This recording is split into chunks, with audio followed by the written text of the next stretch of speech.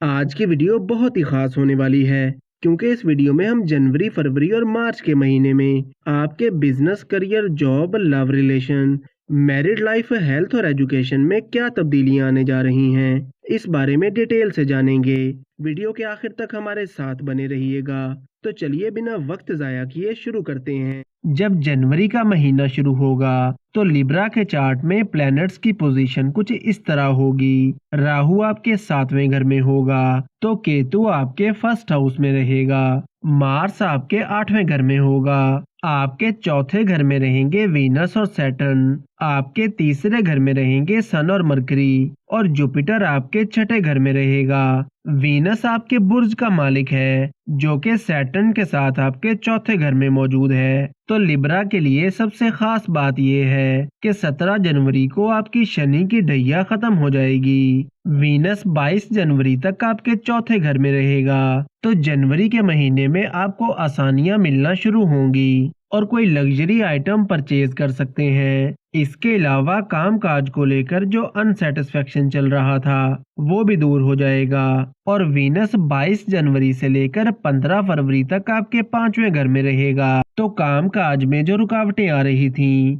वो इस टाइम के दौरान दूर होना शुरू हो जाएंगी। इसके अलावा आपके लव रिलेशन में बेहतरी आएगी और वो लोग जिनको हेल्थ इश्यूज आ रहे थे इनकी सेहत में भी 22 जनवरी के बाद बेहतरी आना शुरू हो जाएगी क्योंकि वीनस की पोजीशन तीनों महीने काफी अच्छी रहेगी। और सैटर्न 30 साल बाद 17 जनवरी को आपके 5वें घर में आएगा और 2.5 साल तक आपके 5वें घर में रहेगा, जिससे आपकी जिंदगी में काफी पॉजिटिव चेंज आएगा। तो वो लोग जो फैमिली प्लानिंग कर रहे थे और औलाद के हसूल के लिए कोशिश कर रहे थे तो 17 जनवरी के बाद का टाइम इनके लिए अच्छा रहेगा। या वो लोग जिनके पहले से बच्चे हैं लेकिन इनकी पढ़ाई या करियर को लेकर काफी परेशान थे तो उसमें भी काफी बेहतरी आना शुरू हो जाएगी। इसके अलावा स्टूडेंट्स के लिए भी 17 जनवरी के बाद का टाइम काफी अच्छा रहेगा और आपका पूरा फोकस अपनी पढ़ाई पर रहेगा। लेकिन 17 जनवरी के बाद आपको अपनी मैरिड लाइफ में थोड़ा मोहतात होकर चलना होगा